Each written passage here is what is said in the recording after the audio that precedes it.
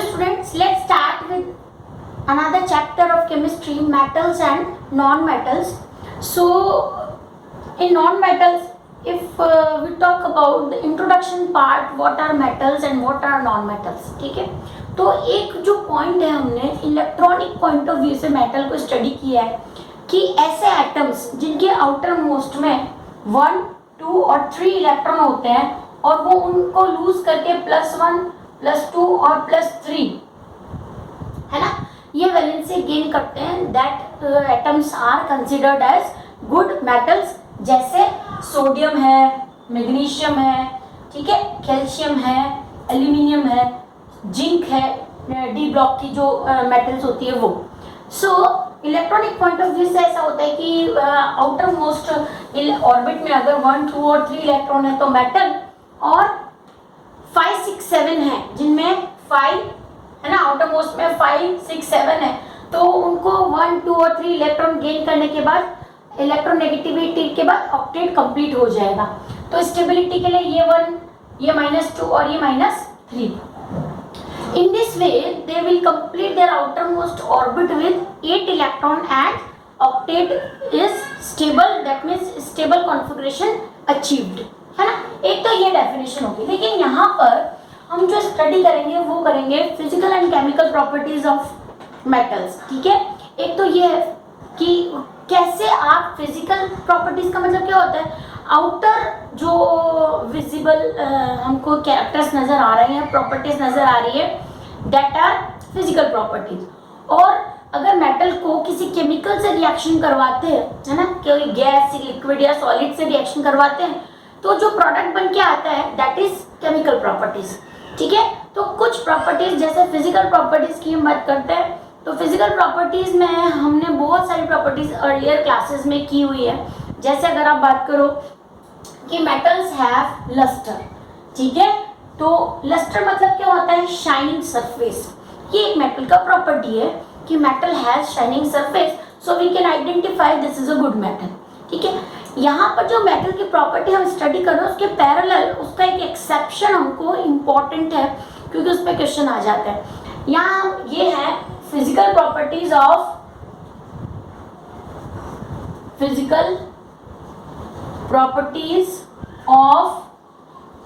Metals. ठीक है.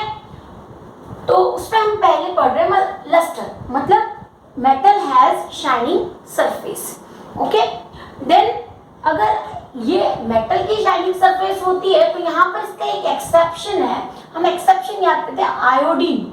ठीक है. आयोडीन एक नॉन मेटल होता है बट उसकी भी शाइनिंग सरफेस होती है ना. तो यहाँ पर इसका एक्सेप्शन मैं सामने इसलिए बता दूं ताकि आपको वो एक्सेप्शन पे जो भी क्वेश्चन हो वो इजीली हो जाए कि मेटल हैज लस्ट्रस सरफेस और shining surface, but here is a one non-metal that is iodine which has lustrous surface, or we can say that shining property is present in iodine. Okay. Next is solid. ठीक है. That means hardness, है ना. ये भी एक metal की property. अगर हम अर्लियर क्लासेस में देखें तो हमको कोई भी बोले कि मेटल क्या है तो हम कहेंगे जो भी हार्ड है दैट इज मेटल, है ना. तो वुड तो हार्ड होता है लेकिन वो मेटल नहीं है, प्लास्टिक हार्ड होता है लेकिन वो मेटल नहीं है. तो हार्डनेस के टर्म में हम ऐसा कहते हैं कि जो सॉलिड होते हैं, है ना, जनरली वो मेटल होते हैं, है ना. तो solid is another feature of metal और physical property of metal. But exception जो आपने बहुत सुना हुआ होगा, mercury is a liquid metal. ठीक है. जनरली क्या होते हैं, जितने भी मेटल्स होते हैं वो सब सॉलिड होते हैं, लेकिन मर्क्यूरी क्या होता है, लिक्विड मेटल होता है. अगर आप सिंबल लिखना चाहते हो तो आयोडीन का सिंबल I होता है और मर्क्यूरी का होता है Hg, है ना. तो ये हो गया second property, hardness. So metal has these 3 properties, lustrous, hardness. Another property is state. ठीक है. स्टेट मीन्स वही, है ना, मेटल्स आर जनरली सॉलिड्स. जबकि नॉन मेटल की बात करोगे तो non metals are liquid and gases. वहां पर भी एक्सेप्शन आएगा कार्बन, है ना. कार्बन एक नॉन मेटल है लेकिन वो सॉलिड फॉर्म में प्रेजेंट होता है और कार्बन की एक और प्रॉपर्टी होती है एमोर्फस फॉर्म, उसको हम अभी स्टडी करेंगे. So except mercury all metals are solid, or we can say solid state is a property of metals. Next is malleability. ठीक है. Now ये भी आपने प्रॉपर्टी कहीं ना कहीं सुनी होगी. If we hammer or we give a large pressure on metal, these metals can be changed into sheets, है ना. थिन से थिन शीट्स हम मेटल की फॉर्म कर सकते हैं बाय हैमरिंग और by applying pressure. That property is known as malleability, है ना. जबकि इसका अपोजिट प्रॉपर्टी क्या होता है, ब्रिटलनेस. अगर आपने कोई चीज ली और उसको ऐसे फॉर्म किया तो वो टूट गया, दैट इज ब्रिटलनेस. लेकिन जो मेटल्स होती है उनको इस तरह से बेंड करने से या प्रेशर देने से उनमें जो प्रॉपर्टी होती है, वो शीट्स बनाने की जो प्रॉपर्टी होती है, उसको बोलते हैं malleability. That means metal can be easily converted into fine sheets और थिन शीट्स. ठीक है, तो इसको बोलते हैं malleability. बहुत सारे एग्जांपल्स हैं, गोल्ड है, सिल्वर है, जिनके ऊपर क्या आपने देखे होंगे, जो स्वीट्स के ऊपर चढ़ाते हैं वर्क, वो होते हैं अपने गोल्ड और सिल्वर के. और दूसरे होते हैं एल्यूमिनियम, है ना. एल्यूमिनियम की फॉइल्स बनती हैं, तो वो भी एक अच्छी मेटल है जिसमें malleability की प्रॉपर्टी होती है. ठीक है. फिर और नॉन मेटल में ये प्रॉपर्टी नहीं होती, वो ब्रिटल होते हैं.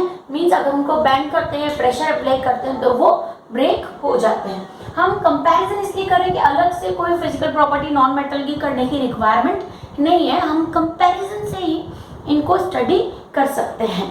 Next is related with the malleability, ductility. ठीक है, डक्टिलिटी मीन्स क्या होता है, ये यहाँ पर हम इसको लिख देते हैं शीट्स, है ना. Can be easily converted into thin sheets. और डक्टिलिटी मतलब होता है can be converted into thin wires, है ना. किसी भी मेटल को, है ना, जो मेटल होगा उसका ये प्रॉपर्टी है कि उसको इजीली थिन वायर्स में कन्वर्ट कर सकते हैं, है ना.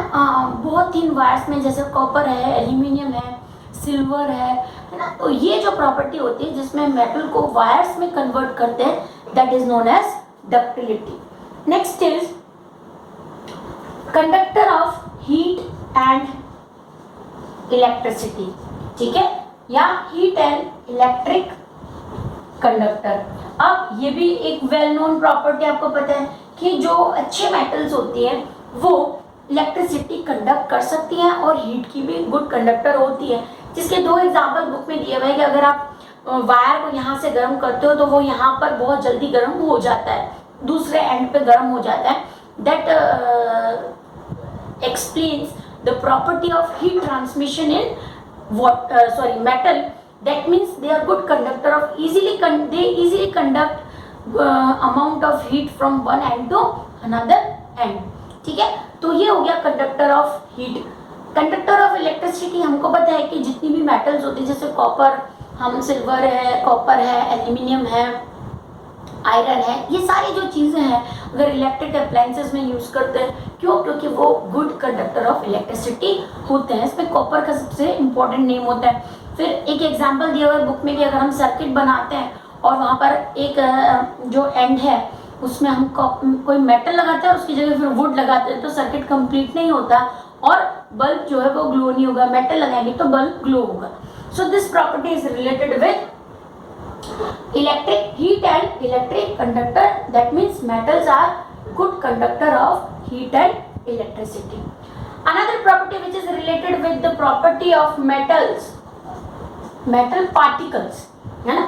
particles of metal की अगर बात करें तो आपको याद होगा 9th में हमने एक डायग्राम देखा था, ये है ना, जिसमें हमने ये बनाया था एक स्क्वायर बॉक्सेस में ये पार्टिकल बनाते हैं. तो आपको इससे पहचानना है कि ये मेटल है, ये लिक्विड है, सॉलिड है कि गैस है. ठीक है, तो ये हम बता देते कि एक पर्टिकुलर गिवन एरिया में किसके पार्टिकल ज़्यादा है उसकी डेंसिटी ज़्यादा होती है. तो generally metals have higher density in comparison to liquids and gases. और हाईएस्ट डेंसिटी इनकी मेटल्स की होती है जिनमें जो एक पर्टिकुलर जो एरिया दिया हुआ होता है उसमें वो नंबर ऑफ पार्टिकल्स होते हैं वो ज़्यादा होते हैं। इसके एक्सेप्शन होते हैं सोडियम और पोटेशियम, ठीक है। सोडियम और पोटेशियम जिनकी डेंसिटी ज़्यादा होती है जनरली, वो उनका मास भी ज़्यादा होगा और वो फ्लोट नहीं करते हैं। लेकिन सोडियम और पोटेशियम एक ऐसी मेटल है, बहुत लाइट वेटेड मेटल है, बहुत हल्की होती है, वो इजीली फ्लोट करती हैं। Light weighted metal means more weight और लाइट वेट से डेंसिटी कनेक्ट कोरिलेट कर सकते हैं, ठीक है।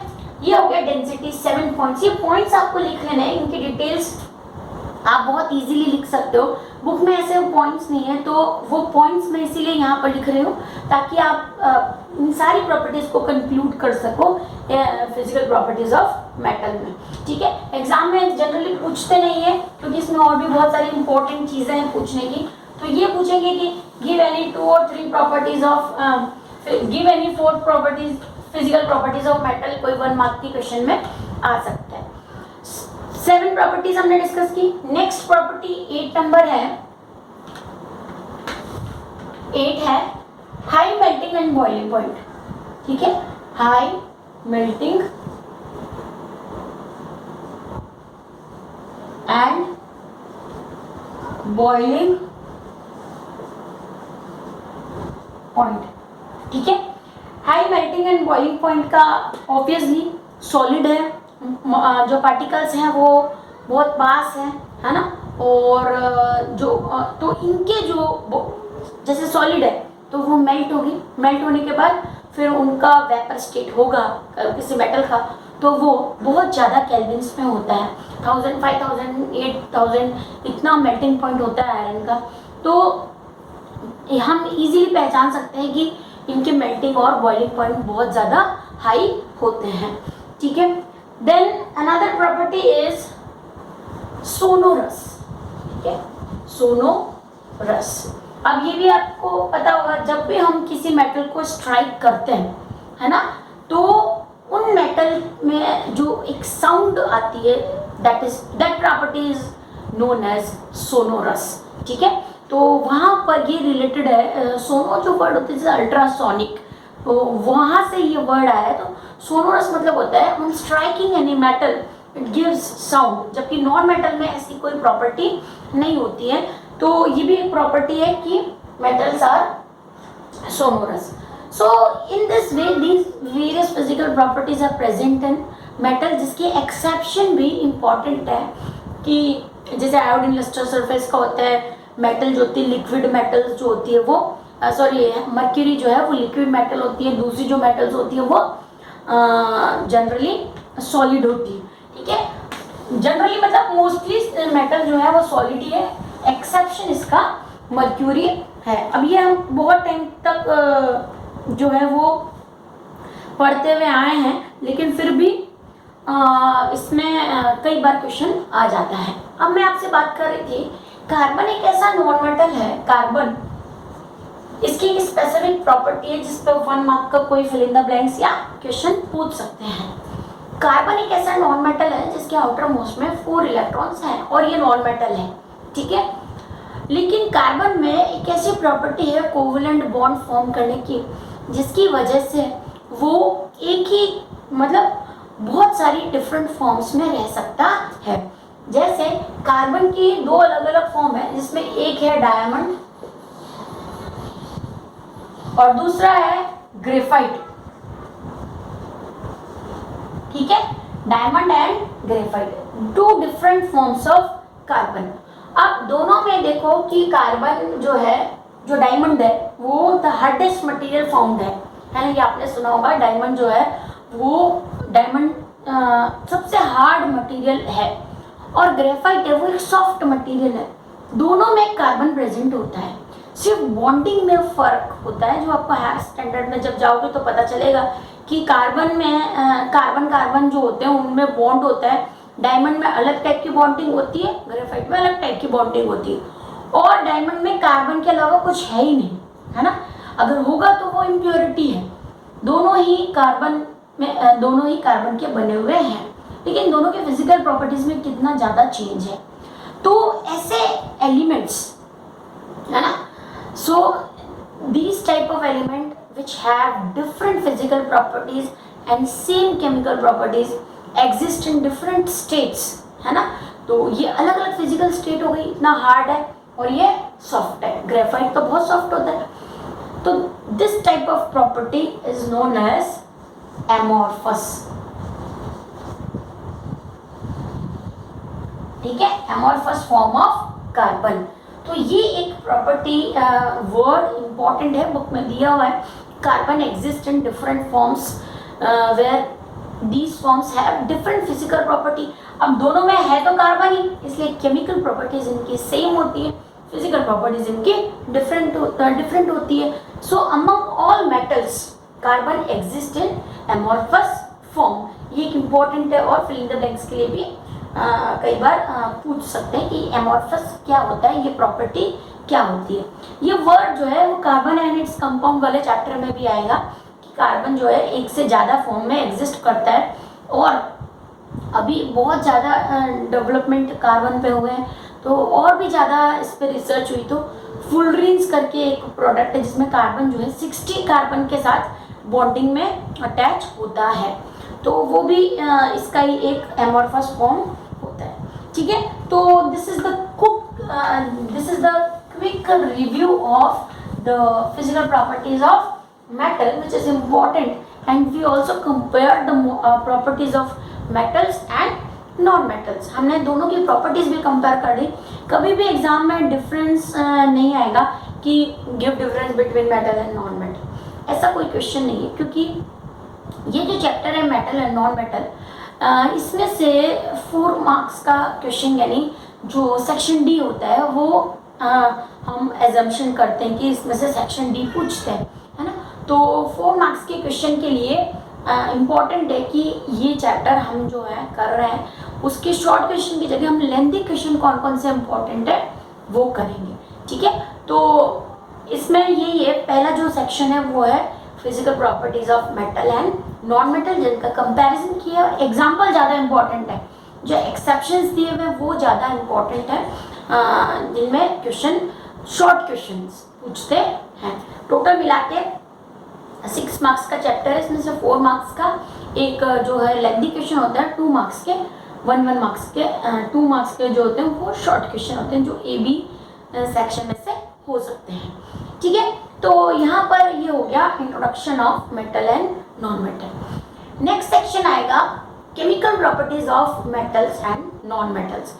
यहाँ पर आपने हमारे जो सिलेबस में सेक्शन दिया हुआ है उसमें नॉन मेटल्स के बारे में बहुत कम दिया हुआ है, वहाँ पर रिएक्शंस भी बहुत कम दी हुई है। मेटल्स की जो और रिएक्शंस हैं, जैसे हमने एसिड की रिएक्शन पढ़ी थी कि एसिड रिएक्ट विद मेटल, तो वहाँ पर यही वापस से आ जाएगा कि मेटल रिएक्ट विद एसिड, तो वो उसकी केमिकल प्रॉपर्टीज हो गई।